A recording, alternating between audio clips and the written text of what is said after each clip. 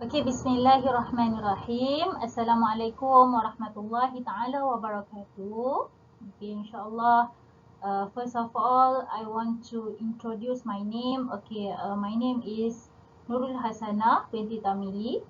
Okay, I am lecturer in UITM Shah Alam in Fakulti Asis, Academy Contemporary Islamic Studies. Okay, insyaAllah today we will learn new topic, new chapter, which is chapter 4. Okay, the topic is relevant contracts and concepts in Islamic capital market.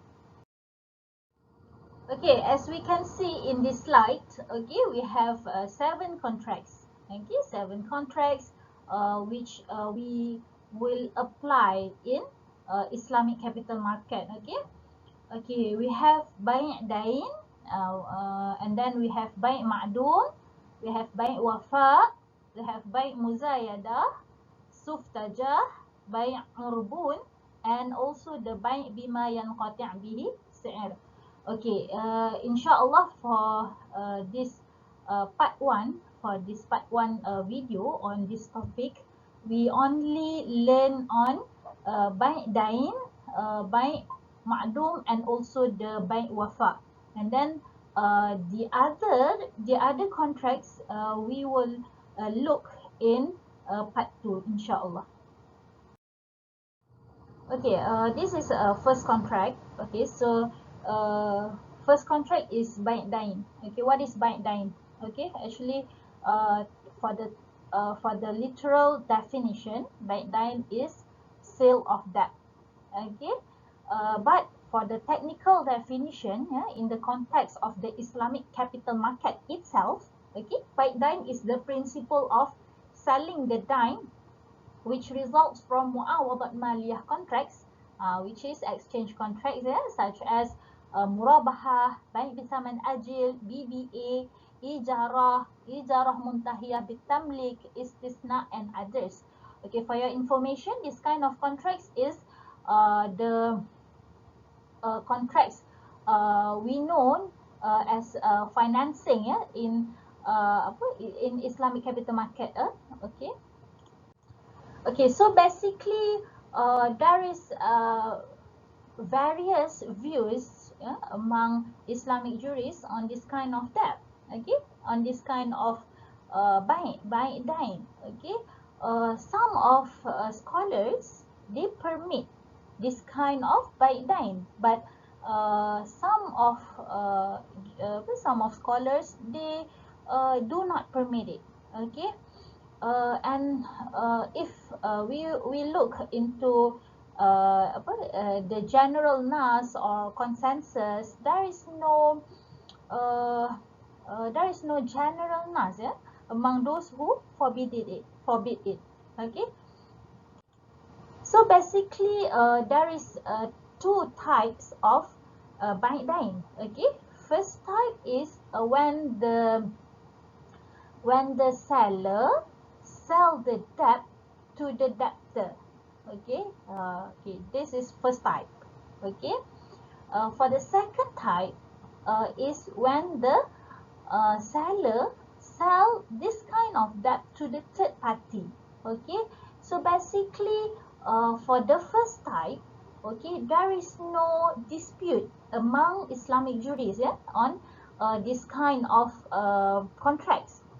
But for the second types of Bai' Dayn, when it involves third party, when it involves third party, so there is a few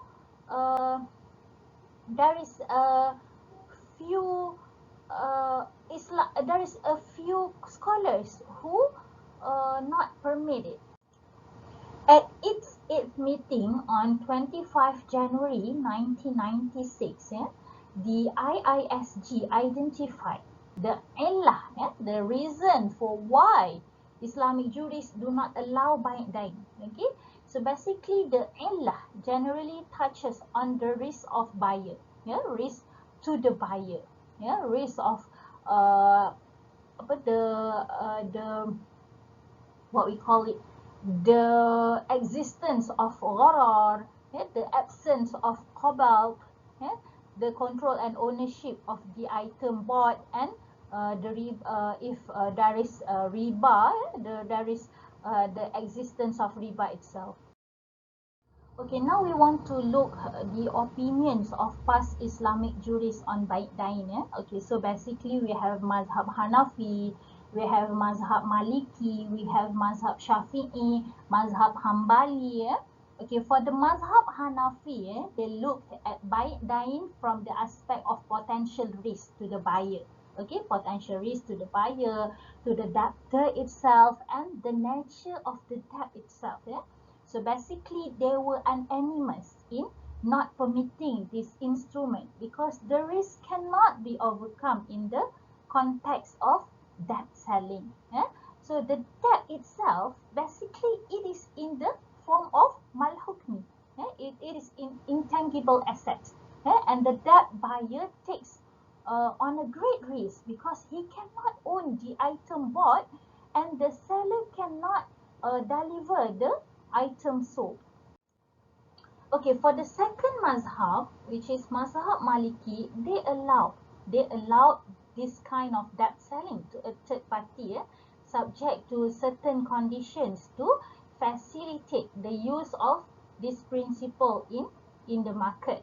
Okay, so basically there is a few conditions. Okay, there is a few conditions. There is a few conditions stated by Mazhab Maliki, which is first is expediting the payment of the purchase. Okay. The second one is the debtor is present at the point of sale. Okay. Third one, the debtor confirms the debt. Okay. Fourth, the debtor belongs to the group that is bound by law so that he is able to redeem his debt. Okay. Next, payment is not of the same type as Dayn. And if it is so, the rate should be the same to avoid riba. Okay, next, the debt cannot be created from the sale of currency, which is gold and silver, to be delivered in the future. Because of why? Because of gold and silver is the ribawi item. So it cannot be involved in this kind of bay' dayn. Okay, we continue to the conditions that stated by Mazhab Maliki. If this kind of sale of debt is permitted. Okay.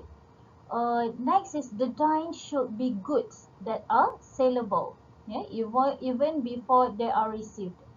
This is to ensure that the dayn is not of the food type which cannot be traded before the occurrence of qabal. And last, there should be no enmity between the buyer and seller, which can create difficulties to the madin, to the debtor. Okay, so basically, the conditions set by the Maliki Mazhab can be divided into three categories. Okay, first, to protect the rights of the debt buyer. Second, to avoid debt selling before qabal. And third is to avoid the riba itself. For the third mazhab, which is mazhab Shafi'i, Mazhab Shafi'i was of the opinion that selling the debt to a third party was allowed, if the dayn was mustaqir, if the dayn was guaranteed and was sold in exchange for ayn, for goods that must be delivered immediately. So when the debt was sold, it should be paid in cash or tangible asset as agreed. Okay, next, we want to look into the opinion of Ibn al-Qayyim. Okay, Ibn al-Qayyim was of the opinion that bay' dayn was permissible because there was no general nas or ijma that prohibited it. What was stated was the prohibition of bay' kali' bil kali'. But this kind of bay' dayn if the buyer want buy this kind of dayn, they have to pay. They have to pay at current, pay at a majlis. Okay, dia tak boleh cannot be deferred. The payment is cannot be deferred. So the buyer must pay at cash. So basically, the main reason for the clash of opinions on dayn among the past Islamic jurists centered on the ability of the seller to deliver the item sold. This was stated by Ibn Taymiyyah himself and was also based on statements made in the great books of the four mazhab. So basically, the argument of the Islamic jurists that prohibited dayn to a third party for fear that the buyer will have to bear great risk, as stated by Hanafi mazhab, and has some truth in it. So this is especially true if there is an absence of supervision and control. So basically, if there is no supervision and control, the potential risk to the buyer will be existed.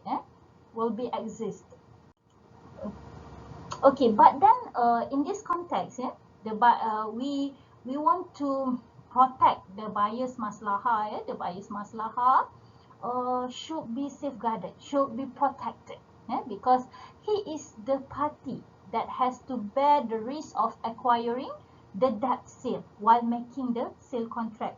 So in the Malaysian context, the debt securities instruments based on the principle of dayn are regulated by Bank Negara Malaysia and the Commission to safeguard, and the Securities Commission, and the Securities Commission to safeguard the rights of the parties involved in the contract.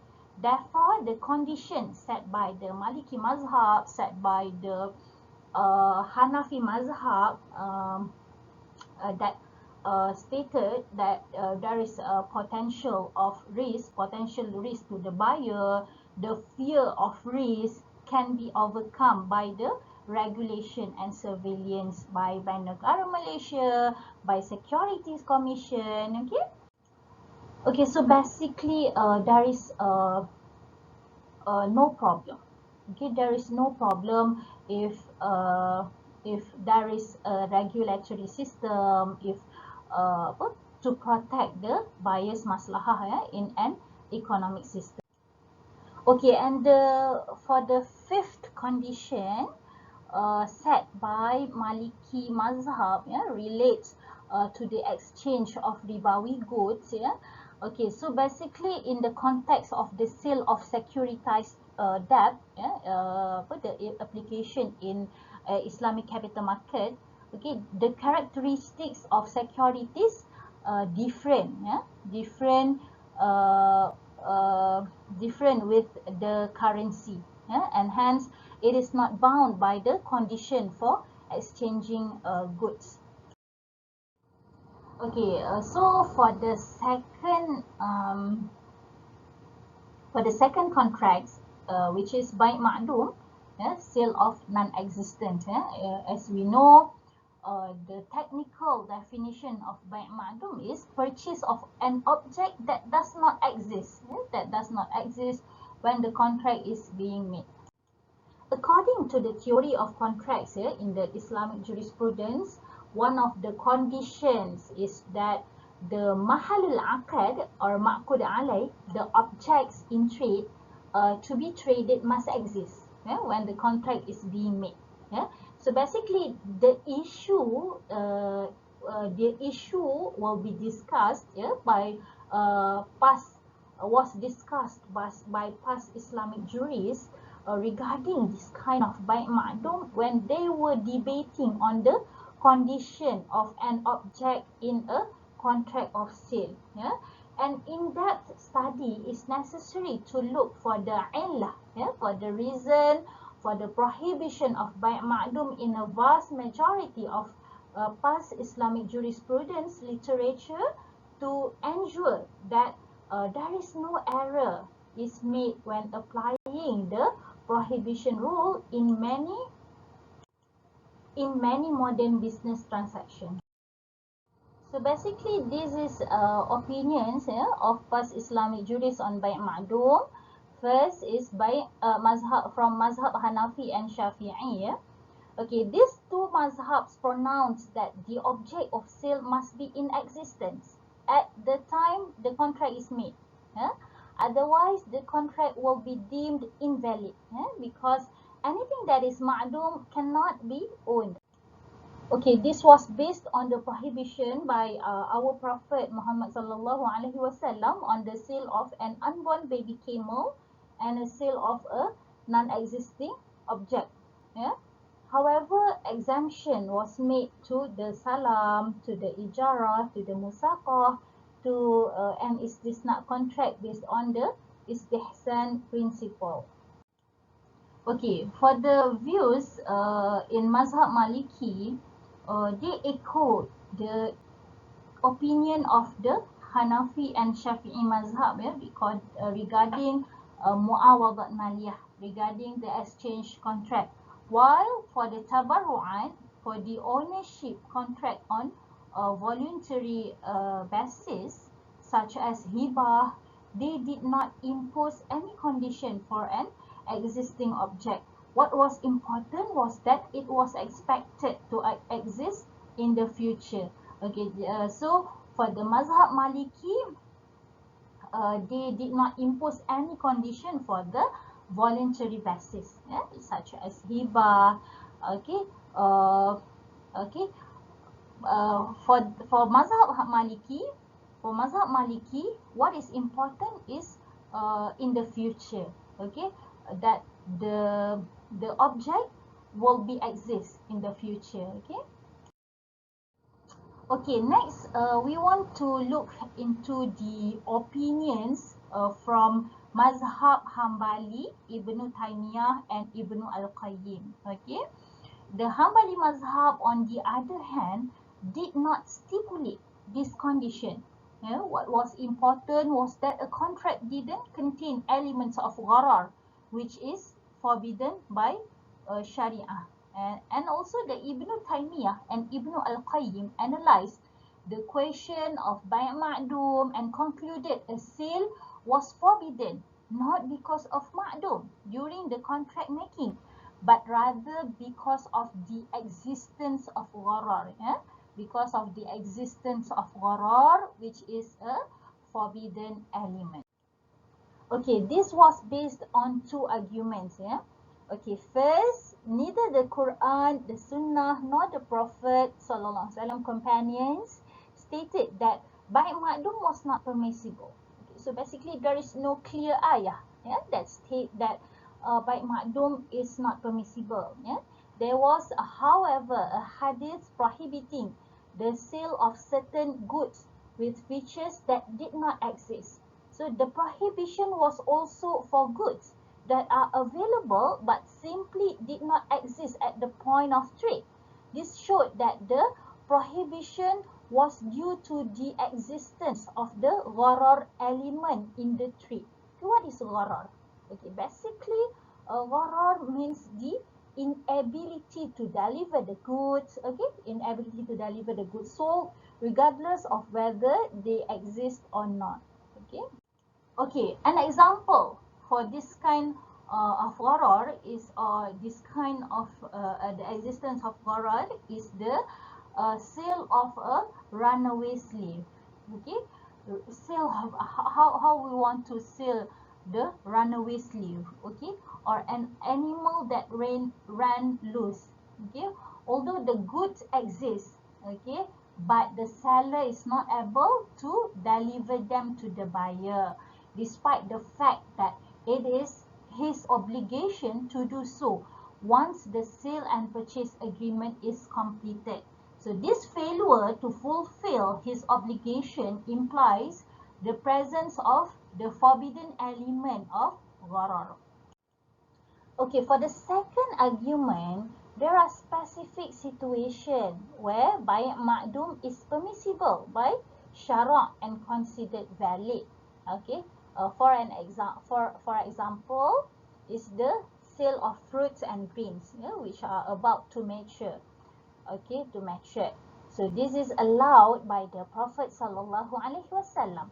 This is considered bai' ma'dum because the buyer cannot take delivery of the goods and has to wait until the fruits or grains mature.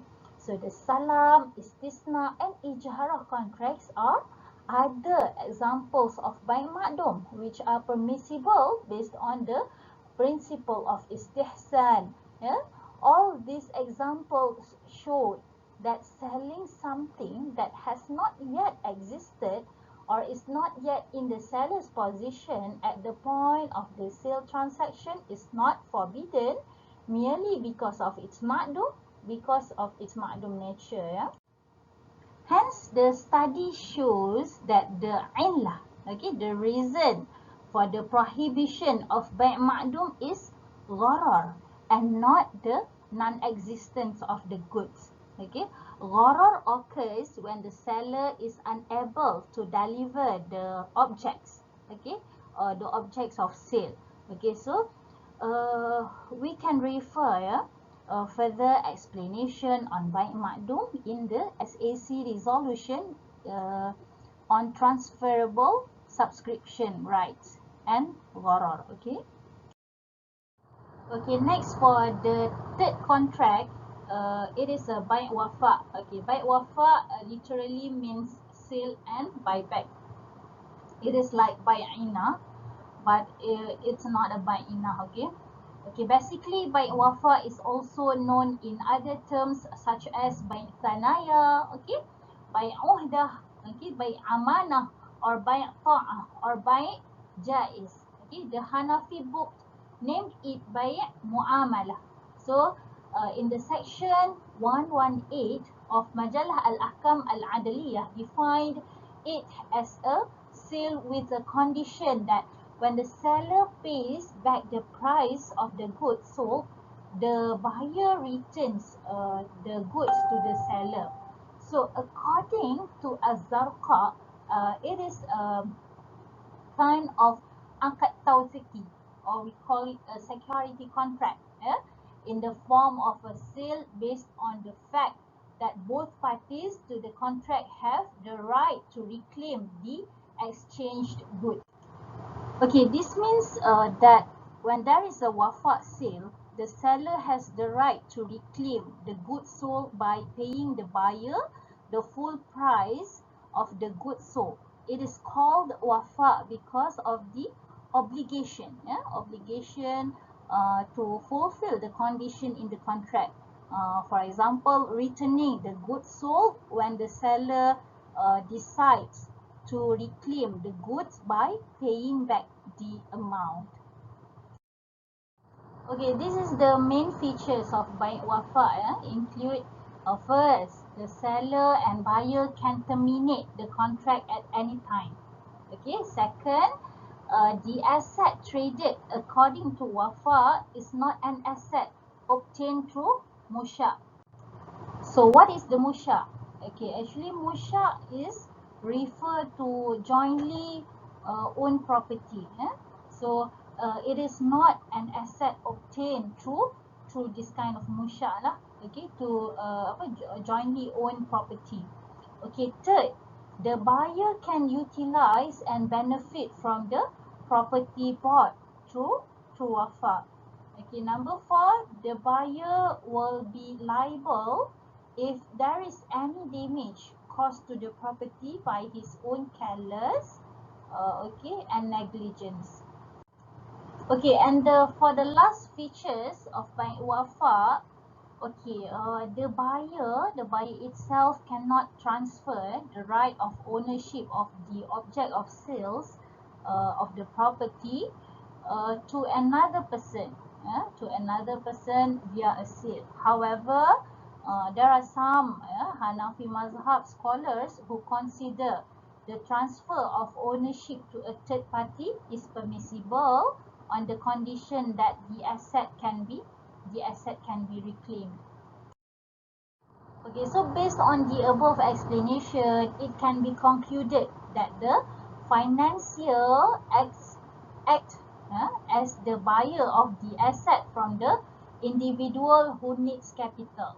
So these attributes also show the presence of rahn, okay, the presence of pledge, pledge characteristics in Bai' Wafa, despite its execution as a form of sale.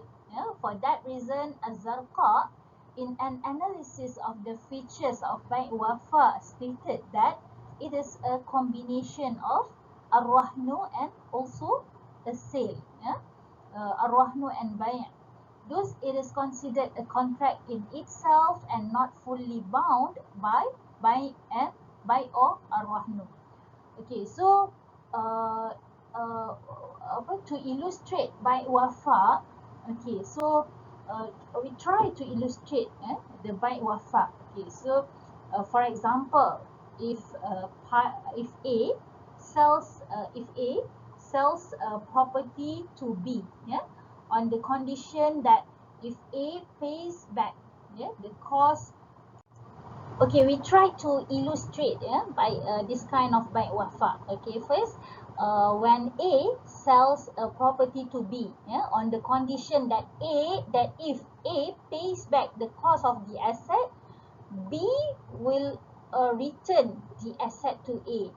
So the price is fixed by both parties, and the buyer can use the asset and enjoy its benefit as long as he does not transfer the ownership right to a third party.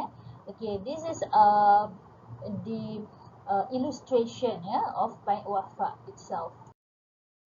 Okay, now we want to know the flow of what Bai' Wafa in Islamic capital market. How we want to apply this kind of Bai' Wafa in Islamic capital market lah. Okay, so basically we have company ABC and we have investors. Okay, so company ABC, let's say, okay, they get a shipbuilding contract. Okay, they get a contract to build the ship. Okay, and the order is estimated to be ready in 2 years. Okay, but then the company ABC needs liquidity to build a ship, to build this kind of ship lah. Okay, so how the company ABC will get the liquidity, okay, the cash, the money itself lah, okay, the capital. Okay, so the company ABC will issue the sukuk using the Bai' Wafa principle by securitizing the 2-year Dayn, the 2-year Dayn or debt to the investors. Okay, so in the Islamic capital market lah. Okay, so basically after 2 years, after the project is completed, company ABC will buy back the sukuk from the investor plus the profit as agreed. Okay, for this type of sukuk, the profits are already known by the investors because the capital and cost have been determined. Okay, now we want to look into the opinions of past Islamic jurists on Bai' Wafa. Okay, so basically there is a views not permitting Bai' Wafa and also there is a views permitting Bai' Wafa. Okay, so basically past Islamic jurists were divided on the meaning the ruling on Bai' Wafa. The Maliki and Hanbali mazhab and Mutaqaddimun, the earlier generation of the Hanafi and Shafi'i mazhab, considered Bai' Wafa as not permissible because trading is not the main purpose of the Bai' Wafa contract. They concluded that its main purpose is to legitimize riba, which is forbidden. But then, the Mutaakhirun or the later generation of the Hanafi and Shafi'i mazhab permitted Bai' Wafa on the grounds that it is an effort to prevent the occurrence of riba. They permitted it due to the society's demand and because it had become the social uruf in many places. Okay, some of the Islamic jurists of the Hanafi mazhab were of the opinion that both the seller and buyer can sell the wafa goods to a third party on the condition that both parties, that the seller and the buyer had agreed to the transaction of the other party.